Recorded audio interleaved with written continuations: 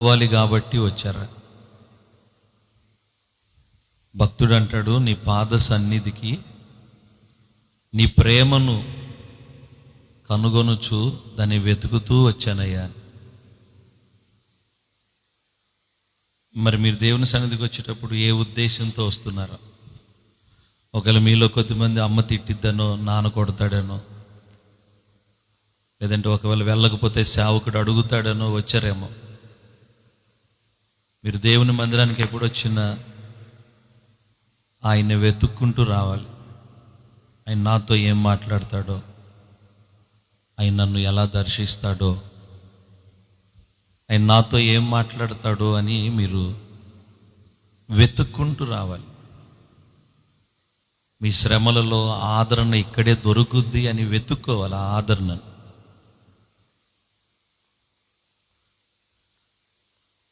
ఒకరోజు ఒక వ్యక్తి దారిన పోతా ఉన్నాడు, మనశ్శాంతి లేక.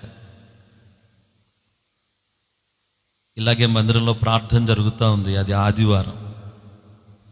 ఆ మందిరం ముందుగా పోతా ఉన్నాడు. లోపల నుండి పాటలు వినబడతా ఉన్నాయి. ఆ మనిషి మనసులో ఒకటి అనుకున్నాడు, నాకు ఇక్కడ ఆదరణ దొరుకుతుందేమో, వెళ్ళి వెతుక్కుందామని ఆ మనిషి అట్లాగే మందిరం లోపలికి వెళ్ళాడంట. ప్రజలందరూ చాలా క్రమంగా కూర్చోవటం చూశాడు. అంతే, తన మనసుకి ఎక్కడ లేని ఆదరణ కలిగిందంట. అక్కడ ఇంకేం తను వినలేదు, ఇంకా తను ఏమి తన మనసులోకి పోనివ్వాల. అక్కడికి వచ్చి చూడగానే ప్రజలంతా క్రమంగా కూర్చొని ఉన్నారంట. ఆ క్రమాన్ని చూడగానే ఆయన మనసుకి ఎందుకో తేలిక అనిపించి అంతే కూర్చున్నాడు. అక్కడ కుర్చీ ఖాళీగా ఉంది, కానీ ఈ ప్రజలను చూడగానే తనకెందుకో కుర్చీలో కంటే క్రింద కూర్చోవాలని కూర్చున్నాడు. అలా క్రింద కూర్చోగానే అతనికి ఇంకా నెమ్మది కలిగింది. ఏంటో తన బరువంతా తేలికైపోయినట్టుగా, దిగిపోయినట్టుగా అనిపించింది. కూర్చున్నాడు. ఏం పాడుతున్నాడో తనకైతే తెలియదు. నిలబడి ఇద్దరు ముగ్గురు కలిసి పాట పాడుతూ ఉన్నారు. ఆ పాట ఏంటో కూడా తనకు తెలియదు. అలా చూస్తూ ఉన్నాడు పాటలు పాడుతున్న వారి వైపు. మందిరం అంతా అలా తలదిప్పి చూస్తూ ఉన్నాడు. అంతే, తన జీవితం మరో మలుపు తిరిగింది ఆ రోజే. ఆయన పేరే సత్యనారాయణ అని. చాలా చోట్ల ఆయన ఆ సాక్ష్యం చెప్పటం నేను విన్నాను. సత్యనారాయణ ఆయన పేరు. ఆదరణ లేక, నెమ్మది లేక బజార్ను పోతా ఇక్కడ దొరుకుద్దేమో అని వెతుక్కొని వచ్చాడు. దొరికింది. ఆయన సన్నిధి ఎలాంటిదో చెప్పనా? ఆయన మన మధ్యలో ఉన్న ఈ సమయం ఎలాంటిదో చెప్పనా? నువ్వు ఏం వెతుక్కొని వస్తావో, ఏం కావాలని వస్తావో అది నువ్వు పొందుకొని వెళ్తావు. నువ్వు అలా దాని కొరకే రావాలి ఇక్కడికి. ఆచారంగా, అలవాటుగా వెళ్ళి కూర్చుందాం కొద్దిసేపు కాలక్షేపంగా మీరు అలా వచ్చి ఇక్కడ కూర్చుంటే మీకు ఏ విధమైన ప్రయోజనం కలగదు. మీకేదో అవసరం, ఆ అవసరం కేవలం శరీర సంబంధమైంది, కుటుంబపరమైందని నేను చెప్పడంలా. కొన్ని అవి కూడా ఉంటాయి. మీకు అనారోగ్యాల్లో, కుటుంబంలో రకరకాలైనటువంటి ఇబ్బందికరమైన పరిస్థితుల్లో ఉంటాయి. నేను వాటి గురించి మాత్రమే చెప్పడంలా. నీ ఆత్మీయ జీవితానికి ఏదో కావాలి ఇక్కడ. నువ్వు ఏదో ఎరగబడుతున్నావు కానీ నిలబడలేకపోతున్నావు ప్రభువులో. ఆ నిలబడటానికి బలం కావాలి. ఇక్కడ దాన్ని వెతుక్కో. ఇక్కడికి వచ్చి నేను బలంగా ఉండాలంటే ప్రభువులో ఆ బలం ఇక్కడే దొరుకుతుంది, ఆయన సన్నిధిలో దొరుకుతుంది అని దాన్ని వెతుక్కో. నేను పరిశుద్ధంగా ఉండలేకపోతున్నాను, పరిశుద్ధంగా ఉండాలంటే ఏ పునాదులు వేసుకోవాలో ఆ పునాదులు ఇక్కడే దొరుకుతాయి ఆయన సన్నిధిలోని, వాటిని వెతుక్కో.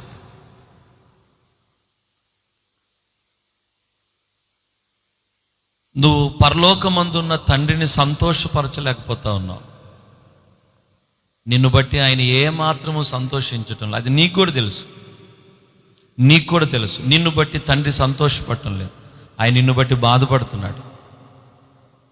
ఆయనను ఎలా సంతోషపెట్టాలి, ఏం చేస్తే తండ్రి సంతోషపడతాడు, నేను ఏం చేయాలి, అది వెతుక్కో. సన్నిధికి వచ్చినప్పుడు, ఆయన సన్నిధికి వచ్చినప్పుడు నువ్వు దాన్ని వెతుక్కో. కొన్నిసార్లు ఎలా ఉండకూడదో నీకు తెలియాలి, ఎలా ఉండాలో తెలియాలి. కొన్నిసార్లు ఎలా ఉండకూడదో తెలియాలి. ఎలా ఉండకూడదో నువ్వు వెతుక్కో. అయ్యా నేను ఎలా ఉండకూడదు, అది నాకు తెలియజేయి. వెతుక్కోండి. మీరు అలా వెతుక్కోకపోతే మీరు దేవుని సన్నిధికి వచ్చి నిష్ప్రయోజనం. మరలా చెప్తున్నా, 20 సంవత్సరాలు, 25 సంవత్సరాలు, 50 సంవత్సరాలు నువ్వు మందిరంలో ఉంటే పరలోకం పో. రాయి నీళ్ళల్లోనే ఉంటుంది, రాయి నీళ్ళల్లోనే ఉంటుంది, కానీ నీటిని తాగలేదు, పీల్చలేదు నీటిని.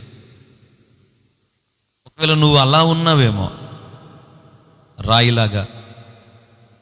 దేవుని వాక్యము ఒక నదిలాగా, ప్రవాహములాగా అలా ప్రవహిస్తున్న చోట నువ్వు ఒక రాయిలాగే ఉన్నావేమో. దేవుని ఆత్మ అలా ఒక ప్రవాహంగా పారుతున్న చోట నువ్వు ఒక రాయిలాగా ఉన్నావేమో.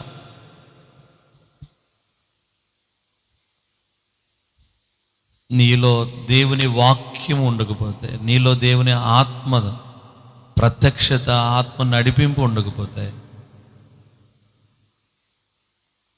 నువ్వు నీళ్ళల్లో ఉండి ఉపయోగం ఏముంది? నీటిలో ఉన్న రాయిలాగా కాక నేలలాగా మెత్తగా ఉండు.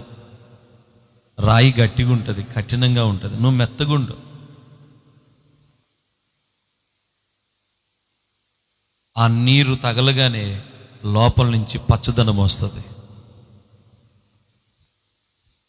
గట్టిగా ఉన్నావు అనుకో, నిన్ను కఠినపరుచుకొని బ్రతుకుతున్నావు అనుకో, నువ్వు ఆయన సన్నిధిలో ఏమీ వెతుక్కోకుండానే నీ కాలాన్ని గడుపుతూ ఉంటే నీకంటే నాకంటే దౌర్భాగ్యులు మరొకరుండ్రు.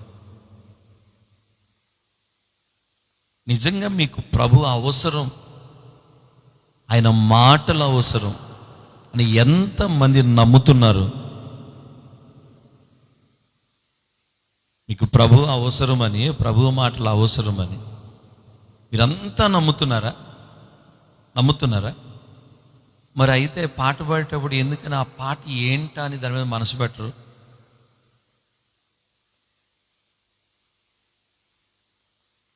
వాక్యం చెప్తున్నప్పుడు ఆ వాక్యం ఏం చెప్తుంది మనతో?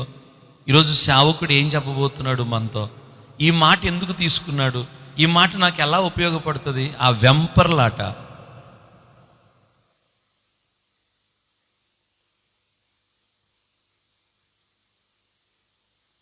ఎందుకు లేదు మీలో?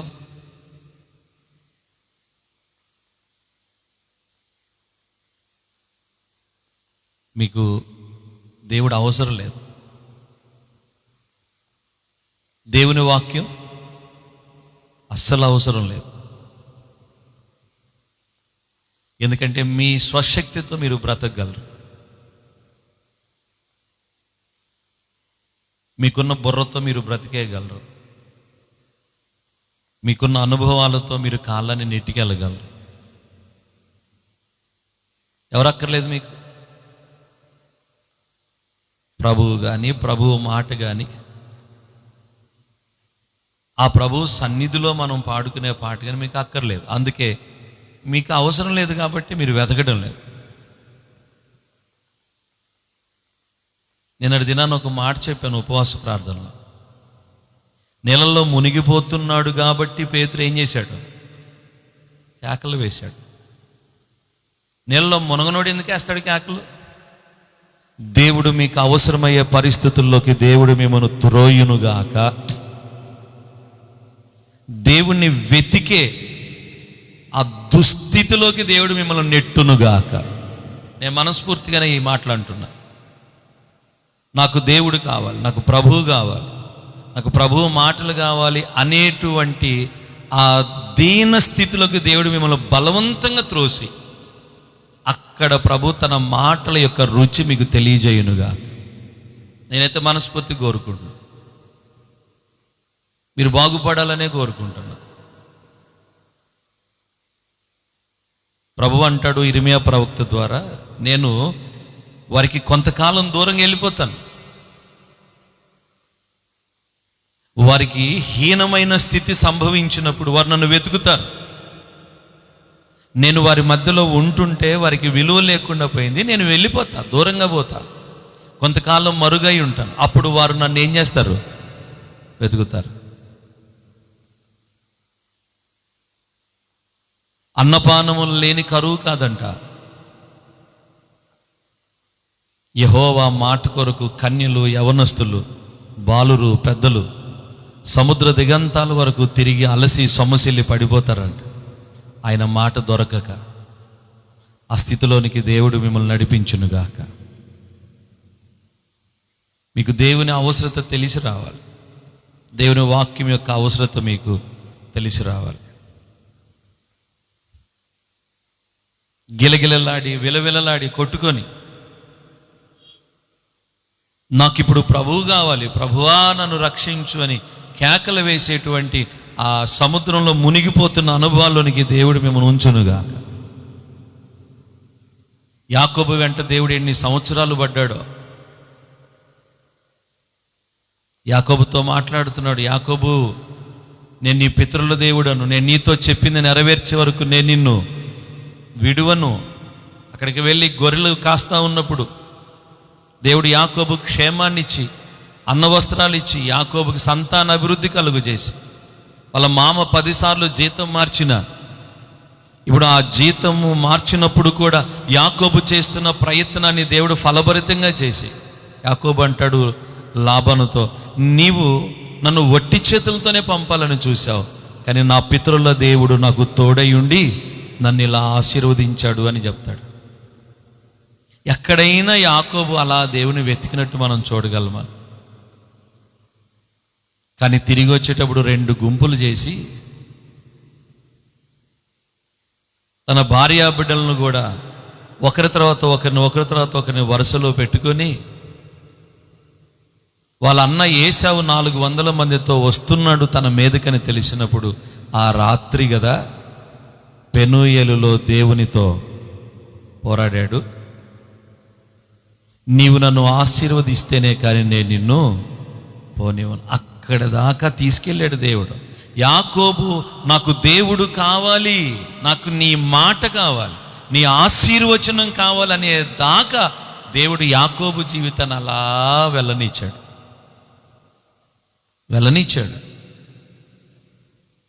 నిజంగా దేవుని వెతికే వారి కొరకే యెహోవా ఆకాశంలోని పరిశీలన చేస్తున్నాడట. కీర్తనలో రాయబడి ఉంటుంది, వివేకము కలిగి దేవుని వెతుకువారు కలరేమో అని యెహోవా ఆకాశము నుండి నరులను పరిశీలన చేస్తున్నాడు. ఆయన వెతికే వారి కోసం ఆయన వెతుకుతున్నాడంట. ఎవరు ఇంట్రెస్ట్గా ఉన్నారు ఆయన కోసం, ఆయన మాటల కోసం ఎవరు పడి చస్తున్నారు? నేను అనుకుంటున్నాను, ఏదైనా తోటలో ఆదాముతో ప్రతిరోజు చల్లపూట మాట్లాడిన ఆ దేవుడు ఏదైనా తోటలోంచి ఆదామును పంపించిన తర్వాత మరలా ఆదాముతో మాట్లాడి ఉంటాడా?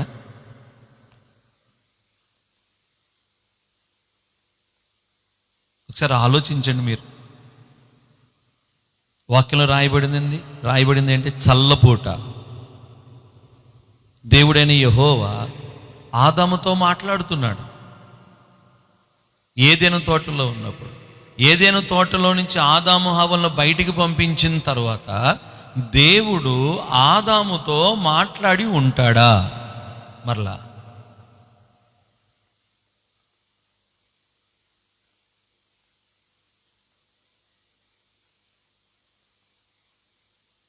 ఏంటి, ఎవరు వాళ్ళకు మాట్లాడి ఉంటాడా?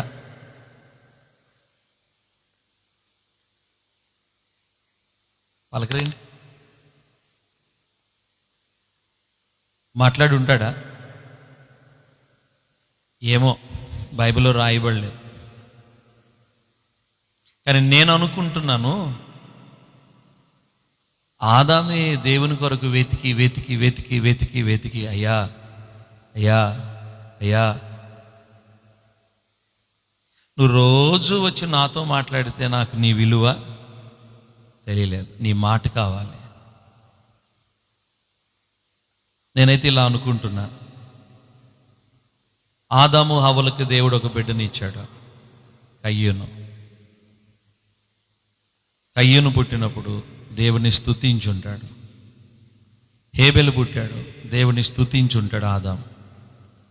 ఆ పిల్లలకి కథలు కథలుగా చెప్పుకొని ఉంటాడు ఆదాము. దేవుడు ఆయన నాతో మాట్లాడేవాడు, మా దగ్గరికి వచ్చేవాడు చల్లపూట. మేమే తెలియక చాలాసార్లు ఆయన నిర్లక్ష్యం చేశాం.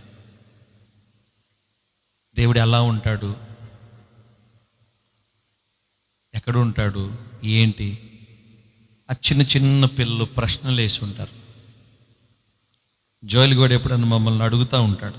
ఒక ప్రశ్నకి మనం ఒక సమాధానం చెప్తే దాంతో ఆగడు. మొన్న కారులో వస్తున్నప్పుడు కూడా ఏదో ప్రశ్న అడిగితే 1కి 4 ప్రశ్నలు అడిగితే 4టికి సమాధానం చెప్తా ఉన్నా. వెంటనే వంశీ డ్రైవింగ్ చేస్తా, అయ్యో క్వశ్చన్ బ్యాంకు నువ్వు అడగమాకయ్యా కొద్దిసేపు అన్నాడు. పిల్లలు దాన్ని వివరంగా తెలుసుకోవాలి. కయ్యూను హేబెలు అడిగుండ్రా ఆదాముని, అవని అడిగుండ్రా.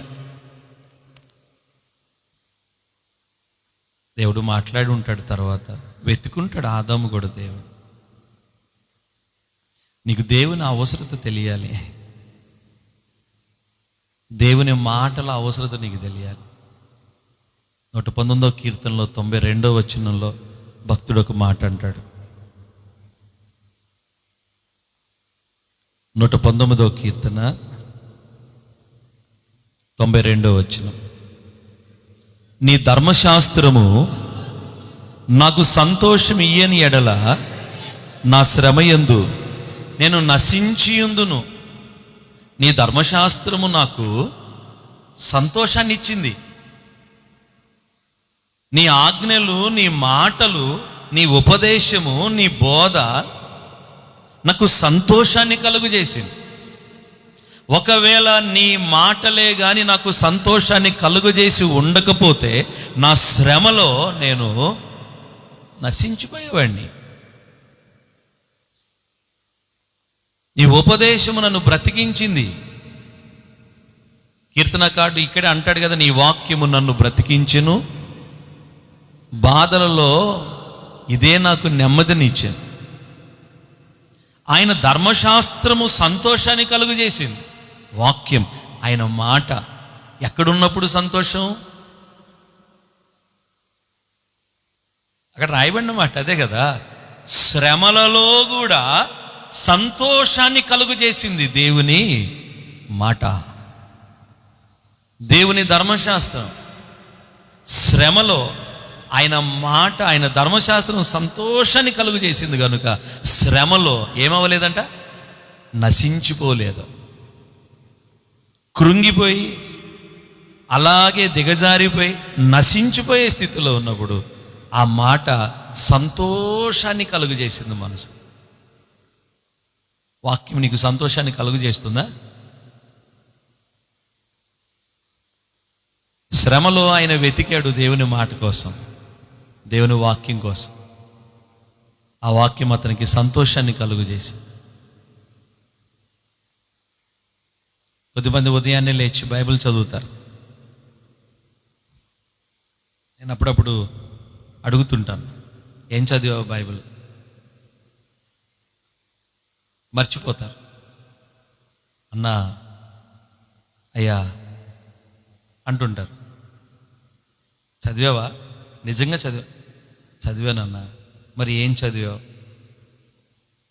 ఎందుకు గుర్తులేదు?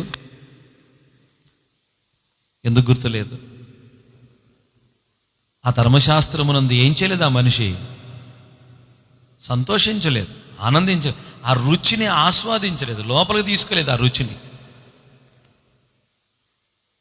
నిజంగా మనము రుచి చూస్తే ఆ రుచిని మనం ఎప్పటికీ మర్చిపోం. ఇందాక మేము భోజనానికి కూర్చుంటే జోయల్ నేను మన మందిలో వాళ్ళు ఎవరో పచ్చళ్ళు ఇచ్చారు. కొంచెము అదో రకంగా ఉండి పచ్చడి తిందామని వేసుకున్నాం. ఇద్దరం అదే వేసుకున్నాం. అది ఏంటిది? అది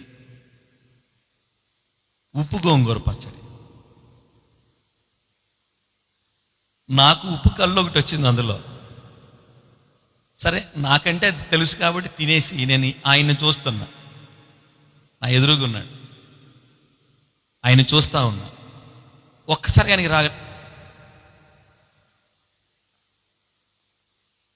నాన్న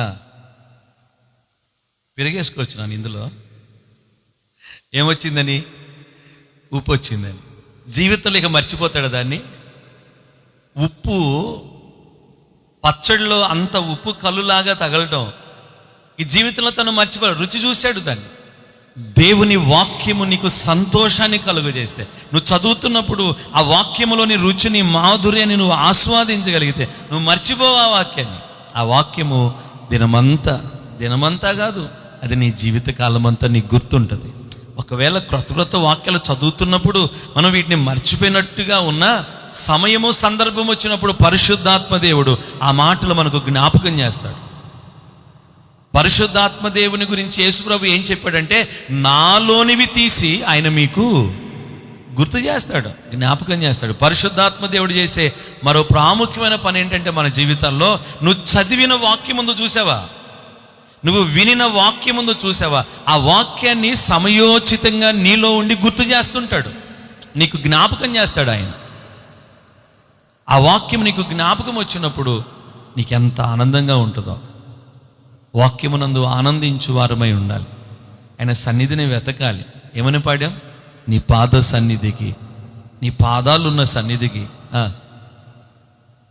నీ ప్రేమ కనుగొనుచు దేవా నేను వచ్చాను. అందుకే వచ్చారా? నిజంగా అందుకే వచ్చారా? ధర్మశాస్త్రం మీకు సంతోషాన్ని కలుగజేస్తుందా? దేవుని మాట, దేవుని వాక్యం, దేవుని పాట మీకు సంతోషాన్ని కలుగజేస్తుందా? అయితే మీరు శ్రమలలో నశించరు. ఆమేన్ చెప్పండి. గడిచిన శనివారం నేను మీకు ఒక మాట జ్ఞాపకం చేశాను విజ్ఞాపనలో. చెట్టు దాని పండు వలన తెలియబడుతుంది అని. చెట్టు దేన్ని బట్టి తెలుస్తుంది?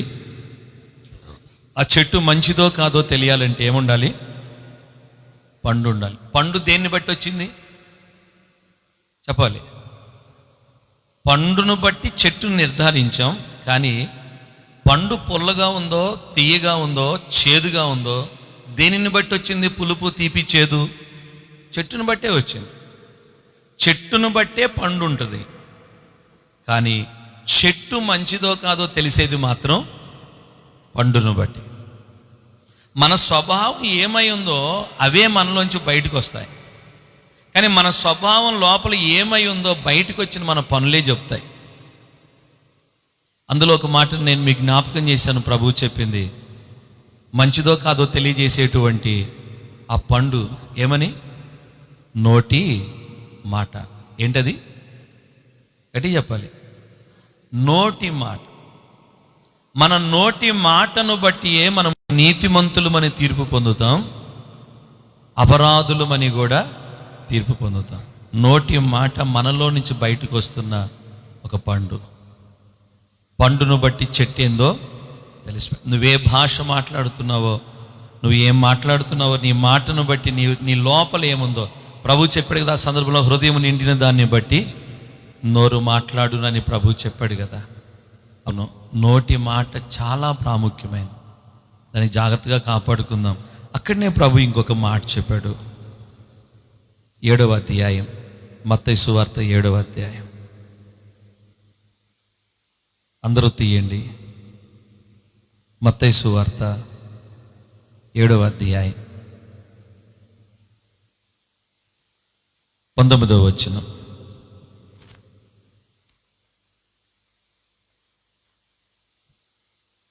ఆ 7వ అధ్యాయం 18, 19 వచనాలు. మంచి చెట్టు కాని ఫలములు ఫలింపనేరదు, పనికి మాలిన చెట్టు మంచి ఫలములు ఫలింపనేరదు. మంచి ఫలములు ఫలింపని ప్రతి చెట్టు నరకబడి అగ్నిలో వేయబడును. కాబట్టి మీరు వారి ఫలముల వలన వారిని తెలుసుకొందురు. ఇక్కడ ఒక మాట మనం గమనిద్దాం. మంచి ఫలములు ఫలింపని ప్రతి చెట్టు నరకబడి అగ్నిలో వేయబడును. బాప్తిస్మిచ్చి యోహాను కూడా ఇలా చెప్తాడు. 3వ అధ్యాయం మత్తయి సువార్త 3వ అధ్యాయం 10వ వచనం. గొడ్డలి చెట్ల వేరున ఉంచబడి ఉన్నది గనుక మంచి ఫలములు ఫలింపని ప్రతి చెట్టును నరకబడి అగ్నిలో వేయబడును. బాప్తిస్మిచ్చి యోహాను చెప్పాడు ఈ మాట. రక్షకుడైన యేసుక్రీస్తు ప్రభువు కూడా చెప్పాడు ఈ మాట. ఏమని? మంచి ఫలములు ఫలింపని ప్రతి చెట్టు నరకబడి అగ్నిలో వేయబడును. చెట్టు మంచి ఫలాలు ఫలించకపోతే నరికేస్తారు, కాల్చేస్తారు, పొయ్యిలో పెట్టుకుంటారు. దేవుడు చెట్లను గురించి విచారిస్తున్నాడా? పలకరేండి. కొరింథీయులకు రాసిన పత్రిక 1వ పత్రిక 9వ అధ్యాయం 9వ వచనంలో పౌలు గారు కళ్ళము దొక్కు ఎద్దు మూతికి చిక్కం పెట్టవద్దు అని చెబుతూ అక్కడ ఒక మాట అంటాడు. ఆయన ఎడ్లను గురించి చింతిస్తున్నాడా? ఎడ్లను గురించి ఆయన చింత కాదు. కళ్ళం తొక్కే ఎద్దంటే నిజమైన ఎద్దని కాదు, పని చేస్తున్నా పనివాడు, దైవజనుడు లేకపోతే సేవకుడని అర్థం. కానీ ఇక్కడ చెట్లను గురించి చెప్తున్నాడు. నిజంగా భౌతికమైన చెట్ల గురించే దేవుడు బాధపడుతున్నాడు. ఆ చెట్టు జామ చెట్టు జామకాయలుగా అయిపోతే కొట్టేయండి, యాపిల్ చెట్టు యాపిల్కాయలుగా అయిపోతే కొట్టేయండి, దాని గురించా కాదు. చెట్టు మనమే. ఆ చెట్టు చాలా సందర్భాల్లో మనుషులను దేవుడు చెట్లతో పోల్చాడు. దేవుడు చెట్లతోనే పోల్చాడు. యెషయా గ్రంథంలో కూడా రాయబడి ఉంటుంది, వారు యెహోవా నాటిన చెట్లని వారికి పేరు పెట్టబడను. అలాగే దావీదు భక్తుడు కూడా అంటాడు, యెహోవా మందిరములో నాటబడిన పచ్చని వలివ చెట్టు, నేనైతే నీ మందిరములోని పచ్చని వలివ చెట్టు వలె ఉన్నాను. 92వ కీర్తనలో కూడా వారు ముసలితనమందు మొవ్వ వేస్తారు, ఇంకనూ సారము కలిగి పచ్చగా ఉంటారు. యెహోవా మందిరమందు నాటబడిన వారై వారు ఉంటారు. ఇర్మీయా గ్రంథంలో కూడా రాయబడి ఉంది, యెహోవాను వారికి ఆధారం చేసుకున్న వారికి వారు ఎలా ఉంటారంటే నీటి కాలువ ఓరన నాటబడిన చెట్టు, ఏ మాత్రము కూడా చింతనొందదు, కాపు మానదు. 1వ కీర్తనలో కూడా ఆ మాటలు రాయబడి ఉంటాయి. ఇలా ఆయా సందర్భాల్లో దేవుడు చెట్లని ఎవరి గురించి చెప్తున్నాడంటే మనుషులమైన మన గురించే చెప్తా ఉన్నాడు. మనము చెట్లతో పోల్చి ప్రభు అంటున్నాడు, మనల్ని చెట్లతో పోల్చి ప్రభు అంటున్నాడు, మీరు మంచి ఫలాలు ఫలించండి. ఫలించకపోతే కూడా కొట్టేస్తాడు. అందుకని ఏ పడితే అవి ఫలిస్తే కూడా ఉంచడు. ఆయన ఏం చేస్తాడు? కొట్టేస్తాడు. మంచి ఫలాలు మనం ఫలించాలి. మంచి ఫలములు లేని చెట్టు నరికి అగ్నిలో వేస్తాడు. మనమందరము ప్రభు తోటలో నాటబడిన చెట్ల. ఇశ్రాయేలీయులను కూడా దేవుడు ద్రాక్ష తోటతో పోల్చాడు. యెషయా గ్రంథం 5లో మీరు చాలాసార్లు చదివారు. ఆయన ఎత్తైనటువంటి ఆ కొండ మీద, సారవంతమైన ఆ నేలలో అదంతా శుభ్రం చేసి రాళ్ళు ఏరేసి శ్రేష్టమైన ద్రాక్షావల్లిని తీసుకొచ్చి ఆయన అక్కడ నాటి ఆయన దాని కొరకు ఎదురు చూస్తూ ఉన్నాడు. బురుజు కట్టాడు, దాని చుట్టూత కంచె వేశాడు, ద్రాక్షలు తొట్టి కూడా తొలిపించుకున్నాడు, ఎదురు చూస్తూ ఉన్నాడు. మంచి ఫలాలు వస్తాయి, మంచి ఫలాలు వస్తాయి, మంచి ఫలాలు వస్తాయి, ద్రాక్షలు కాస్తాయి. దాన్ని కాపాడటానికి కంచె, దాని మధ్యలో బురుజు వేసి తొట్టి కూడా కట్టి ఈ ద్రాక్షలు తీసి ఆ తొట్టిలో వేసి తొక్కి ఆ ద్రాక్ష రసం అగిన తిత్తుల్లో పట్టి తన ఇంటికి తీసుకుపోవాలని ఎదురు చూస్తూ ఉంటే ఆ యజమానికి నిరాశ కలిగిందట. దేవుడే మాట్లాడుతూ అంటున్నాడు, మీరే చెప్పండి, ఈ ద్రాక్ష తోటకు ఇంకా నేను ఏమి చేయగలను? ఇంకెంతకంటే ఏం చేస్తాను? దున్నానా, రాళ్ళేరానా, కంచె వేశానా, శ్రేష్టమైన ద్రాక్షవల్లిని నాటానా, బురుజు కట్టానా, తొట్టి కట్టానా? దాని కొరకు ఎదురు చూస్తూ ఉంటే అది నా కొరకు కారు ద్రాక్షలు కాసి. దేవుడు మనను ప్రేమించి ఏర్పరచుకుంది కారుకాయలు కాయటానిక? యవనస్తులారా, దేవుడు నిన్ను ప్రేమించి నీ కొరకు ప్రాణం పెట్టి తన రక్తంతో నిన్ను కడిగి, చెల్లి అక్క, శ్రేష్టమైన ద్రాక్షావల్లిగా తన సంఘములో తన తోటలో నేను నాటుకున్నది నువ్వు కారుకాయలు కాయటానిక, చేదుకాయలు కాయటానిక? నీలో నుండి పనికి మాలిన ఫలాలు రావడానిక దేవుడు నిన్ను నాటుకున్నాడు? ఆయన బాధపడుతూ అంటాడు, ఇంకేం చేస్తాను మీరు చెప్పండి, ఏం చేయగలడు? ఈరోజు ఇక్కడ నిలబడి పరిశుద్ధాత్మ దేవుడు నిన్ను అడుగుతున్నాడు, ఇంతకంటే దేవుడు నీకు ఇంకేం చేయగలడు? యవనస్తుడా, యవన చెల్లి, అక్క, ఇంతకంటే నీకేం చేయాలి? ఎవడు చేశాడు ఇంకెంతకంటే నీ జీవితంలో? ఆదరించి, ప్రేమ చూపి, హక్కును చేర్చుకొని, ఒకని తల్లి ఆదరించినట్లుగా ఆదరించి, ఒకని తండ్రి జాలిపడినట్లుగా జాలిపడి, ఒక బిడ్డలాగా నిన్ను దరిచేర్చుకొని నీకోసం మహిమను విడిచిపెట్టి భూమి మీదకు ఇంకెంతకంటే ఏం చేయాలి నీకోసం? నీ కొరకు సంఘాన్ని ఇచ్చి, సేవకుడిని పెట్టి, పరిశుద్ధ గ్రంథాన్ని ఇచ్చి, నీలో ఒక ప్రేరేపణ కలుగు చేయడానికి పరిశుద్ధాత్మనిచ్చి, విశ్వాసుల్ని నీకు సహకారంగా ఇచ్చి, ఒకరికొకరికి ఐక్యత, ప్రేమ, పురికొల్పునిచ్చి దేవుడు ఇంత చేసి ఇంకెంతకంటే ఏం చేయాలి దేవుడు? మరి నీలో నుంచి ఏ ఫలాలు వస్తున్నాయి? నాలోంచి ఏ ఫలాలు వస్తున్నాయి? ఆయన అంటాడు, కంచంతా తీసేస్తాను, వర్షింపవద్దని మేఘాలకు ఆజ్ఞ ఇస్తాను, దారిన పో వారందరూ దీన్ని చూచి తలలూపేలాగా చేస్తాను, పశువులు త్రొక్కేలాగా చేస్తాను, అడవి పందులు, క్రూర మృగాలు వీటిని తొక్కిపడేలా చేస్తాను. ఆయన ఎదురు చూపు నిరాశగానే మిగిలిపోయింది.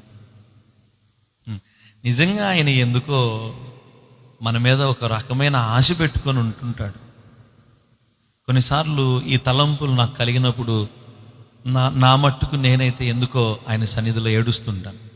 నీ కలిగిన నువ్వు కూడా ఏడుస్తావు ఆయన దగ్గర.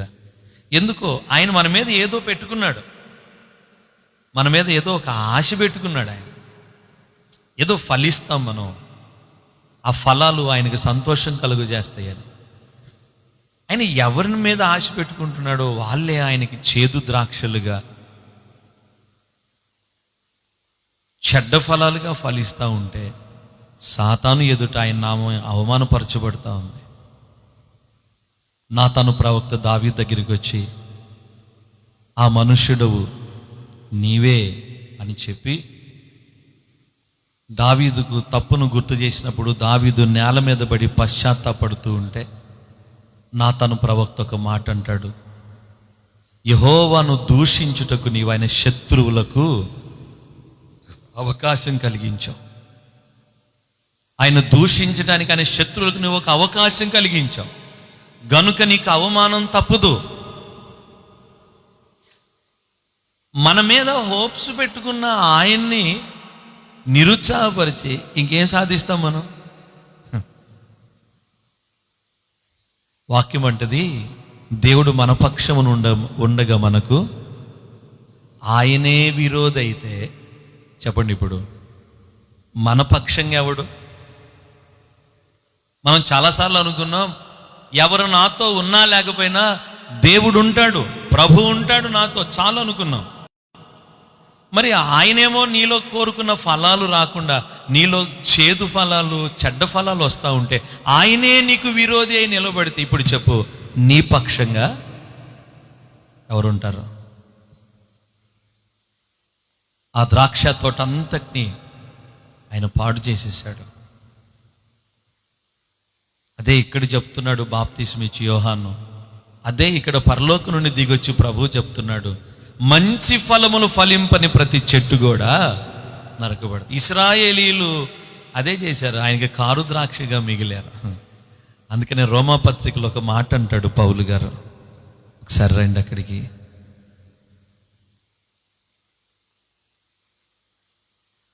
రోమాపత్రిక 15వ అధ్యాయం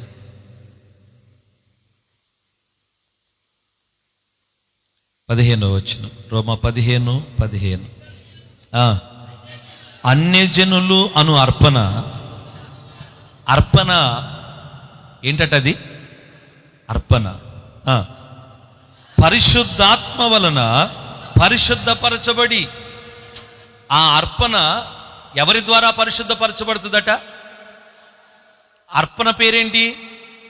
అన్యజనులు అను అర్పణ. అన్యజనులు అను అర్పణ పరిశుద్ధాత్మ వలన పరిశుద్ధపరచబడి ప్రీతికరమగునట్లు. అంటే దేవునికి ఎలా ఉండాలట?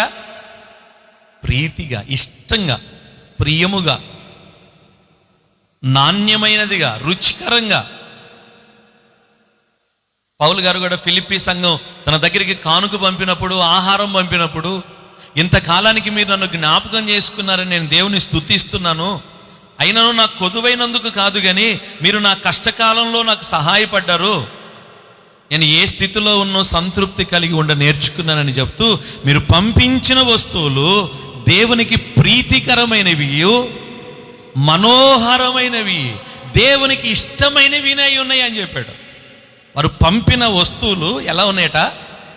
దేవునికి ప్రీతికరంగా. చదవండి, ఫిలిప్పీలకు రాయబడిన పత్రికలో ఫిలిప్పీ సంఘస్థులు పంపినవి ఎలా ఉన్నాయో చూడండి ఒకసారి. 4:18.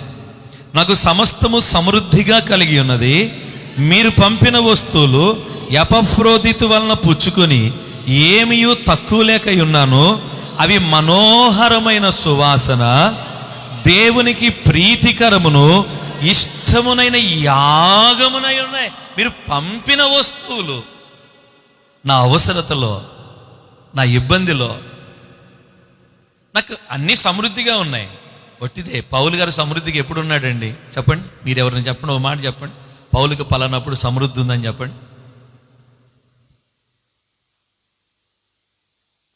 కానీ ఏ స్థితిలో ఉన్నా సంతృప్తి కలిగి ఉండటం నేర్చుకున్నాడు. అదే సమృద్ధి.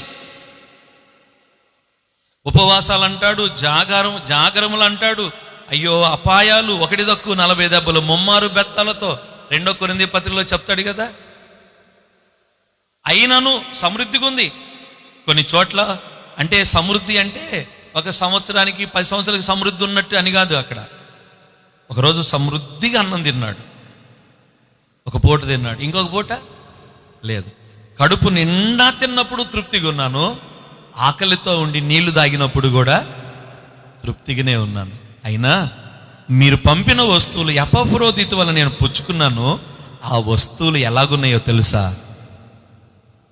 ఎవరికి? ఆ మాట పర్టికులర్గా చదవండి. అవి మనోహరమైన సువాసనయు, దేవునికి ప్రీతికరమును ఇష్టమునైన యాగముగా ఉన్నాయి. దేవునికి ప్రీతికరంగా ఉన్నాయి మీరు పంపిన వస్తువులు. సంఘము, ఫిలిప్పీ సంఘము, ఆ మాసిదోనియా ప్రాంతంలో ఉంటున్న ఈ బొడ్డ సంఘం పౌలు గారి కొరకు ఎంతగా ఫలించింది. పౌలు గారు నాటిన ఒక చిన్న మొక్క సువార్త ద్వారా అక్కడ విత్తబడింది. సువార్త విత్తనాలు అక్కడ విత్తాడు పౌలు గారు. దర్శనంలో చూచి అక్కడికి వెళ్ళాడు పౌలు గారు. ఆ రాత్రిపూట నిద్రపోతున్నప్పుడు మాసిదోనియా ప్రాంతం నుంచి ఒక వ్యక్తి వచ్చి పౌలు గారితో ఇలా అన్నారంట, మాకు సహాయం చేయటానికి రా అన్నారట. ఆ దర్శనాన్ని పట్టుకొని పౌలు గారు మాసిదోనియా ప్రాంతానికి వెళ్ళాడు. ఆ సముద్ర తీర ప్రాంతాన, నదీ తీర ప్రాంతాన ఆరాధన జరుగుద్ది అనుకొని పౌలు అక్కడికి వెళ్ళాడు. అక్కడ కూర్చొని దేవుని మాటలు ప్రకటిస్తూ ఉంటే లూదియా హృదయం తెరవబడింది. మొట్టమొదట ఆ ప్రాంతంలో రక్షించబడింది లూదియా. ఓదారంగు పొడి అమ్ముకుంటుంది. ఓదారంగు పొడి అమ్ముకున్న ఆవిడ హృదయం తెరవబడింది. చెరసాల్లో వేయబడితే చెరసాల అధికారి కుటుంబం కూడా రక్షించబడింది. అలా అలా ప్రాంతం అంతా సంఘం పెరిగింది. ఆ సంఘం ఏమైందో తెలుసా? ఫలించింది. ఆ ఫలాలు కొన్ని పౌలు గారి దగ్గరికి పంపించారు. అప్పుడు పౌలు గారు ఎక్కడున్నారో తెలుసా? ఎక్కడున్నప్పుడు పంపారు అనుకున్నారు? పౌలు గారికి ఈ ఫలాలు చెరసాల్లో ఉన్నప్పుడు పంపారు. బ్రతుకుట క్రీస్తే, చావైతే లాభం. అయినను ఈ బంధకములు కలిగినందుకు నేనేమీ బాధపట్ల. సువార్త మరి అధికంగా ప్రబలమొకటికే ఈ బంధకాలు నాకు కలిగాయి. ఈ పత్రిక అంతా అదే చెప్తాడు. బంధకాల్లో ఉన్నాడు, చెరసాల్లో ఉన్న పౌలు గారి దగ్గరికి ఈ ఫలాలు వచ్చినాయి. ఎక్కడి నుండి? ఫిలిప్పీ సంఘము అనే చెట్టు దగ్గర నుండి ఫలాలు పౌలు గారి దగ్గరికి వచ్చినాయి. ఆ ఫలాలు తీసుకున్న పౌలు అంటాడు, దేవునికి ప్రీతికరమైనవి, ఇష్టమైన యాగంగా ఉన్నాయి. పంపిన చిన్న చిన్న వస్తువులు దేవుని పనుల అవసరతలో, అది రోమాపత్రికలో 15:15 మనం చదువుకున్నాం. అన్ని జనులు ఒక అర్పణై పరిశుద్ధాత్మ వలన పరిశుద్ధపరచబడి దేవునికి ఎలాగుండాలట? ప్రీతికరంగా ఉండాలి. చేదైన పండు కోసం కాదు దేవుడు మన దగ్గర నుండి చూస్తాడు. ఏదో డబ్బా ఆరాధన కాదు దేవుడు మన దగ్గర నుంచి కోరుకుంటుంది. ఏదో భజన బృందంలాగా, ఏదో మనుషులకు ఇంపుగా ఉండేటువంటి ఆరాధన రావాలని దేవుడు చూడలేదు మన దగ్గర నుండి. బలవంతంగా చెయ్యండి ఆరాధన అంటే చేసేది అట్లాంటి పండు కోసం దేవుడు చూడట్లా. లేదంటే నువ్వు మౌనంగా ఉండి ఏ ఫలము ఫలించని ఒక చెట్టులాగా ఉండాలని దేవుడు కోరుకోవట్లా. నీ లోపల నుండి వచ్చే ఆరాధన ఆత్మతో సత్యముతో కూడిన ఆరాధన ఎలాగుండాలో తెలుసా? ఆయనకు ప్రీతికరమైనదై ఉండాలి, ఇష్టమైనదై ఉండాలి దేవునికి. నీ ఒక చెట్టులాగా నాటబడ్డావు, నీలో నుండి ఆయనకు వస్తున్న ఆరాధన. రేపటి దినం ప్రభువుని ఆరాధించాలి కదా. నీలో నుండి ఆరాధన ఎలా వస్తుంది బయటికి? ఏ ఆరాధన అది? బైబిల్లో కొన్ని ఆరాధనలు రాయబడి ఉన్నాయి. విగ్రహారాధన, దేవదూత ఆరాధన బైబిల్లో రాయబడ్డాయి. ఇంకా కొన్ని ఆరాధనలు ఉన్నాయి. మొత్తం 5-6 ఆరాధనలు ఉన్నాయి బైబిల్ గ్రంథంలో రాయబడి. కానీ మనం చేసే ఆరాధన ఏంటి? ఆత్మతో సత్యముతో చేసే ఆరాధన. అది ఆయనకు ప్రీతికరమైన. ఒక చెట్టు నీతోనే ప్రభు మాట్లాడుతున్నాడు. నువ్వు ఒక చెట్టు కదా, నీలో నుంచి వచ్చే పండు ఎలా ఉంది? ఒకవేళ నీ ఆరాధన నీ లోపల నుండి విరిగి నలిగిన హృదయంతో, ఆత్మతోనూ సత్యముతో యథార్థమైనదిగా నీ ఆరాధన ప్రభువు దగ్గరికి రాకపోతే నువ్వు మంచి ఫలాలు లేని చెట్టువి. అలాంటి చెట్టు ఏం చేయబడుతుంది? నరికి వేయబడి అగ్నిలో పడవేయబడుతుంది.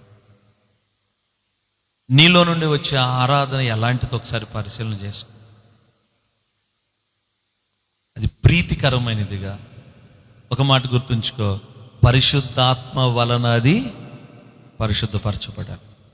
మానవ సంగతులు మానవాత్మకు తెలుసు, దేవుని సంగతులు దేవునికి ఆత్మకు తెలుసు. దేవుని ఆత్మతో కడగబడి మనల్ని కడిగేవి 3 ఉన్నాయి. చాలాసార్లు నేను మీకు గుర్తు చేస్తుంటాను. మనల్ని కడిగేవి 3 ఉన్నాయి. ఒకటి, ఆయన రక్తం మనల్ని కడుగుతుంది. 2, ఆయన వాక్యం మనల్ని కడుగుతుంది. 3, ఆయన ఆత్మ మనల్ని కడుగుతాడు. ఈరోజు మనం వింటుంది పరిశుద్ధాత్మ వలన పరిశుద్ధపరచబడి, పరిశుద్ధాత్మ ద్వారా నీలో ఉన్న బలహీనతలన్నీ బయటికి వచ్చి ఆయన ఒప్పిస్తూ ఉండగా వాటిని ఒప్పుకొని మంచి ఫలాల, చెడ్డ ఫలాల, కారు ద్రాక్షల, మంచి ద్రాక్ష నువ్వు ఏమి ప్రభువుకి ఇవ్వగలుగుతున్నావు? నేను నాటుకున్న ప్రభువుకి. గుర్తు చేస్తాను ఒక మాట, ప్రార్థన చేసుకుందాం కొద్దిసేపు. పౌలు గారు అంటారు, విత్తింది ఒకరైతే నీళ్లు పోసింది వేరొకరు. అంటే ఒక ఆత్మను గురించి, లేదంటే ఒక వాక్యాన్ని గురించి, ఒక సత్యాన్ని గురించి, ఒక సంఘాన్ని గురించి పౌలు గారి భాషలో ఏంటంటే ఒక విత్తనం లాంటిది అక్కడ నాటబడింది, నీళ్లు పోశారు, వృద్ధి చేసింది దేవుడే. నువ్వు రక్షించబడ్డావు కదా, నువ్వు నీటి బాప్తీసం పొందావు కదా, నువ్వు ప్రభువుని ఆరాధిస్తున్నావు కదా చాలా కాలం నుంచి. ఒకసారి ఆలోచన చేసుకో. నువ్వు విత్తబడి, నీరు పోయబడి, నువ్వు పెంచబడి పెరిగావు. ఫలాలు లేని చెట్లు కొన్ని ఉంటాయి, నోరు తెరవయి, అసలు ఒక పండు కూడా ఉండదు ఆ చెట్టుకి. ప్రభు దూరం నుండి చూచి ఆకలితో అక్కడికి పోయాడంట, ఆ చెట్టు దగ్గరికి. పోత లేదట, పిందె లేదంట. ప్రభు శపించి వెళ్ళాడు. మరలా తిరిగి వచ్చేటప్పటికి ఆ చెట్టు వ్రేళ్లతో సహా ఎండిపోయి ఉంది. కొద్దిమంది అసలు నోరేదెరవరు, ఆరాధనే చేయరు సంఘంలో. అవి ఫలింపని చెట్లు, ప్రభువును ఆరాధించని చెట్లు. ప్రభువుకు ప్రీతికరమైన, ప్రభువుకు ఇష్టమైన యాగముగా నీ ఆరాధన, నీ అర్పణ ఉండాలి. మరికొన్ని అయితే ఫలిస్తున్నాయి కానీ ఏ ఫలాలు? మంచి ఫలాలా, చెడ్డ ఫలాలా? నీ బ్రతుకే ఒక అర్పణ అవ్వాలి. బాగా గుర్తుపెట్టుకోండి. ఏదో మందిరంలో కూర్చొని కొద్దిసేపు బ్రదర్స్లో ఉండి ఒకరు, సిస్టర్స్లో ఉండి ఒకరు అనగానే టక్కున గొంతెత్తి ఆరాధన చెయ్యాలి. ఆరాధన చేయదు అట్లా ఆ కొద్దిసేపేనా అనుకోవద్దు. అసలు మన బ్రతుకే దేవునికి అర్పణ, ప్రీతికరమై ఉండాలి. మన భాష, మన చూపు, మన నడక, మన జీవితం, మన తలంపులు, మన ఆలోచన విధానం అంతా ఆయనకు ప్రీతికరమైందై ఉండాలి. గలతీ పత్రికలో పౌలు గారు చెప్పారు, పోయిన వారం కూడా గుర్తు చేశాను మీకు. ఆత్మఫలమేమనగా అవి మనలో కనబడాలి. ప్రేమ, సంతోషం, సమాధానం, దీర్ఘశాంతం, దయాలుత్వం, మంచితనం, సాత్వికం, ఆశానిగ్రహం, విశ్వాసం, ఇంకా అయిపోయినాయి. ఈ 9 మనలో కనబడుతూ ఉండాలి. మంచి ఫలాలు. ప్రార్థనకు వస్తూ కూడా మనం పాత మనుషుల్లాగే ఉన్నామనుకోండి, ఏ ఫలాలు ఫలిస్తున్నట్టు? కారు ఫలాలు, చేదు ఫలాలు. ఎప్పుడు చెప్తుంటాను, ఈ మాట చెప్పి నేను ముగిస్తున్నా. చెడిపోయినోడు దేవుని సన్నిధికి వచ్చి బాగుపడతాడు. దేవుని సన్నిధిలో చెడిపోతే ఇంకెక్కడ బాగుపడతాడు? మరలా చెప్తున్నా, లోకంలో చెడిపోయినోడు దేవుని సన్నిధికి వచ్చి బాగుపడతాడు. ఎన్ని గ్రంథాలు చదివినా మారినోడు బైబిల్ గ్రంథం చదివితే మారతాడు. మరి బైబిల్ పట్టుకున్న మనం, ఆయన సన్నిధిలోకి వచ్చిన మనం చెడిపోతే ఇంక ఎప్పటికి మారుతాం? ఎక్కడ మారుతాం? పిల్లల మీద కూడా నేను ఎప్పుడు అనే మాట ఇదే, యవనస్తులతో, మగపిల్లలతో ఎప్పుడు ఈ మాట అంటుంటాను. ఇప్పుడు బన్నీ ఉన్నాడు అనుకోండి, బన్నీకి మోహన్ చెప్తే వినాలి. పోనీ వినలేదు. ఒకవేళ అప్పి చెప్తే వినాలి. పోనీ వినలేదు. ఇక ఫైనల్గా ఇక్కడ మందిరంలో బన్నీకి చెప్పగలిగిన వ్యక్తి ఎవరు? సేవకుడేగా. పలకరేంటి? మోహన్ చెప్పినప్పుడే వినాలి, అక్కడ వినలా. అప్పి చెప్పినప్పుడు వినాలి, అక్కడ కూడా వినలా. ఇప్పుడు డైరెక్ట్గా ఎవరు చెప్పారు? సేవకుడే చెప్పాడు. ఇప్పుడు సేవకుడు చెప్పినా కూడా వినలా. ఇంకేం చేయాలి చెప్పండి మీరు? ఇంకెవరు చెప్తే వింటావురా అనే ప్రశ్న కరెక్టా కాదా? పలకాలి. ఈ ప్రశ్న ఎన్నిసార్లు వచ్చి ఉంటుంది మీ దగ్గరికి? ఇంకెవరు చెప్తే వింటావు? ఇంకెవరు చెప్తే మారుతావు? ఇప్పుడు సండే స్కూల్ టీచర్ చెప్తే వినాలా, లేదంటే యూత్ నడిపిస్తున్న సహోదరుడు సహోదరి చెప్తే వినాలి. అక్కడ కూడా వినకపోతే సేవకుడు చెప్పి, ఇక్కడ అక్కడ కూడా వినకపోతే ఇంకెక్కడ మారుతాడు? ఇంకెవరు మాట వింటాడు? అర్థం కావటానికి చెప్తున్నాను మీకు. ఇక్కడే మారకపోతే ఇంకెక్కడ మనం మారేది? ఇక్కడే మనం ఫలించకపోతే ఇంకెక్కడ మనం ఫలించేది? ఇక్కడే యథార్థత లేకపోతే ఇంకెక్కడ మనం యథార్థంగా ఉండేది? ఇక్కడే సత్యముగా ఉండకపోతే ఇంకెక్కడ మనం సత్యంగా ఉండేది? ఆయన సన్నిధిలోకి వచ్చి నాటబడిన మనం ఇంకెక్కడి నుంచే సరైన ఫలాలు ఫలించి దేవుని సంతోషపెట్టాలి, దేవుణ్ణి ఆనందపరచాలి. దేవునికి ప్రీతికరమైనదిగా, దేవునికి ఇష్టమైన యాగముగా, అర్పణగా, స్తుతిగా, నైవేద్యముగా మన జీవితాలే ఉండాలి. రోమా 12లో రాయబడిన మాట మొదటి 2-3 వచనాల్లో, దేవుడు మనను సజీవ యాగముగా మన శరీరాలను కోరుకుంటా ఉన్నాడు. ఇద్దాం ఆయనకి. యవనస్తులారా, సజీవ యాగముగా మనల్ని మనం ప్రభుకి అర్పించుకుంది. ఇట్టి సేవ యుక్తమైనది, దేవునికి అనుకూలమునైన సజీవ యాగముగా మనల్ని మనం ప్రభుకి అర్పించుకుందాం. మనలో ఎక్కడైనా చెడ్డ ఫలాలు ఫలిస్తూ ఉంటే అడుగుదాం ప్రభువుని, ప్రభువా నన్ను సరిచేయి. నాకు ఈ మాట జ్ఞాపకం వస్తుంది. హెబ్రీ 12లో, హెబ్రీకి రాయబడిన పత్రిక 12వ అధ్యాయం, ఒకసారి ఈ మాట చూడండి. 12వ అధ్యాయం 25వ వచనం చూడండి. హెబ్రీ 12:25. మీకు బుద్ధి చెప్పుచున్న వానిని నిరాకరింపకుండునట్లు చూచుకొనుడి. వారు భూమి మీద ఉండి బుద్ధి చెప్పిన వానిని నిరాకరించినప్పుడు తప్పించుకొనకపోయిన ఎడల పరలోకము నుండి బుద్ధి చెప్పుచున్న వానిని విసర్జించు మనము తప్పించుకొనకపోవట మరి నిశ్చయము కదా. బుద్ధి చెప్తున్నప్పుడు మనం నిరాకరించకూడదట. బాప్తిస్మిచ్చి యోహాను తన దగ్గరికి వచ్చిన వాళ్ళందరూ చూసి ఏమన్నాడు తెలుసా? సర్ప సంతానమా, రాబో ఉగ్రతను తప్పించుకొనుటకు, చెప్పండి, మీకు బుద్ధి చెప్పిన వాడెవడు? మీకు బుద్ధి ఎవడు చెప్పాడు? మీ బుద్ధి ఎవడు దిద్దాడు? మీకు బుద్ధి ఎవడు చెప్పాడు? అరే, అంత పెద్ద దైవజనుడు బాప్తిస్మిచ్చి యోహాను ఆ నది దగ్గర బాప్తిసాలు ఇస్తూ మీకెవడు బుద్ధి చెప్పాడు అంటా ఉన్నాడు. బుద్ధి చెబితే తట్టుకోలేం మనం కొన్నిసార్లు. ఏం తట్టుకోలేం? తల్లి, నీ ఆలోచన మంచిది కాదమ్మా, నీ బ్రతుకు కరెక్ట్ కాదు, సరి చేసుకో. లేదా అవసరమైతే తిట్టి, ఇంకా అవసరంతో దెబ్బ కొట్టి. ఏం చెప్తున్నావు? చెప్పాలి. ఏం చెప్తున్నావు?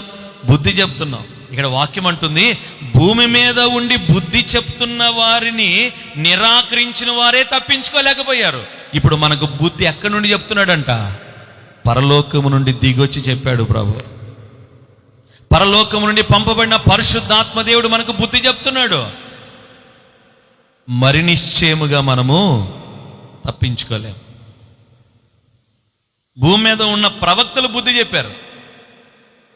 ఆనాడు ప్రజలకు, ఇశ్రాయేలు ప్రజలకు ప్రవక్తలు బుద్ధి చెప్పారు, అపోస్తలులు బుద్ధి చెప్పారు.